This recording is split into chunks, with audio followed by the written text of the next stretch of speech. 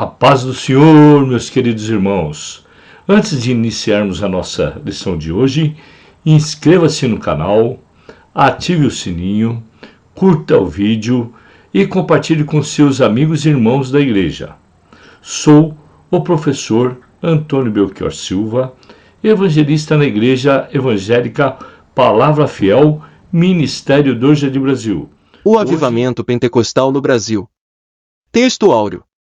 E os que ouviram foram batizados em nome do Senhor Jesus. E, impondo-lhes Paulo as mãos, veio sobre eles o Espírito Santo, e falavam línguas e profetizavam. Et 19.5, 6. Verdade prática. Deus derramou o grande avivamento pentecostal no Brasil. Ele pode avivar mais uma vez o seu povo. 2. Apresentação da lição. A. Objetivos da lição. E mostrar que o movimento de Atos se repete no Brasil. Segunda, pontuar o nascimento do novo movimento. Terceira, explicar a expansão do avivamento pentecostal. Leitura bíblica em classe. Atos 19.1, 7. 1. E sucedeu que, enquanto Apolo estava em Corinto, Paulo, tendo passado por todas as regiões superiores, chegou a Éfeso, achando ali alguns discípulos. 2. Disse-lhes: recebestes vós já o Espírito Santo quando crestes? E eles disseram-lhe: nós nem ainda ouvimos que haja Espírito Santo. 3. Perguntou-lhes: então, em que sois batizados, então? E eles disseram: no batismo de João. 4. Mas Paulo disse: certamente João batizou com o batismo do arrependimento, dizendo ao povo que cresce no que após ele havia de vir, isto é, em Jesus Cristo. 5. E os que ouviram foram batizados em nome do Senhor Jesus. 6. Impondo-lhes Paulo as mãos, veio sobre eles o Espírito Santo, e falavam línguas e profetizavam. 7. Estes eram, ao todo, uns 12 varões. Introdução. A chegada do movimento pentecostal ao Brasil mudou a realidade espiritual deste país de forma inquestionável e irreversível em termos de liturgia, proclamação do Evangelho, manifestação do poder de Deus com sinais, prodígios e maravilhas. Vindo dos Estados Unidos, os missionários Daniel Berg e Gunnar Windring chegaram em terras brasileiras em 1910. Por instrumentalidade desses servos, Deus iniciou o maior avivamento espiritual em terras brasileiras. O avivamento pentecostal no Brasil é o que estudaremos nesta lição. Palavra-chave: Pentecostes. E, o movimento de Atos se repete no Brasil.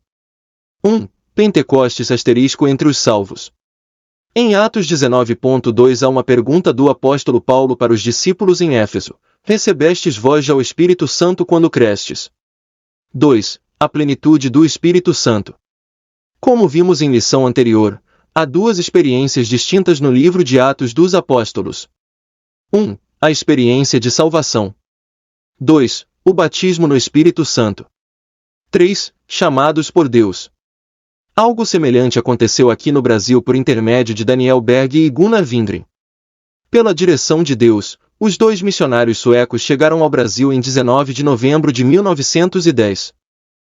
Segunda, o nascimento de um novo movimento. 1. A pregação do avivamento pentecostal.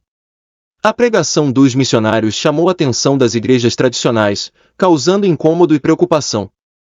2. Crescimento e perseguição.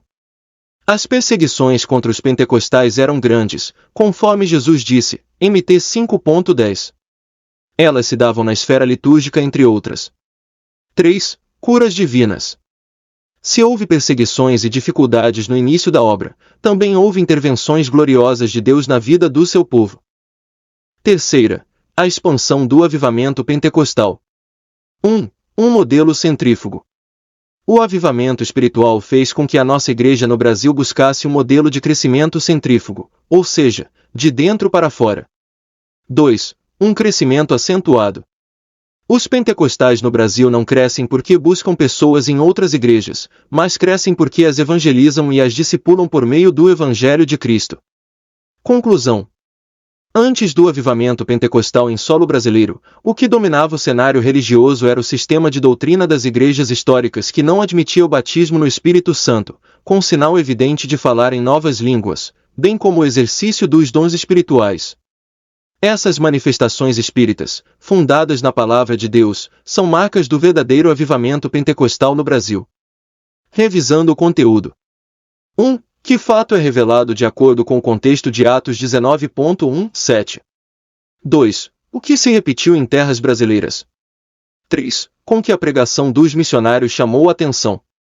4. Cite um caso de cura divina descrito no diário de um pioneiro. 5.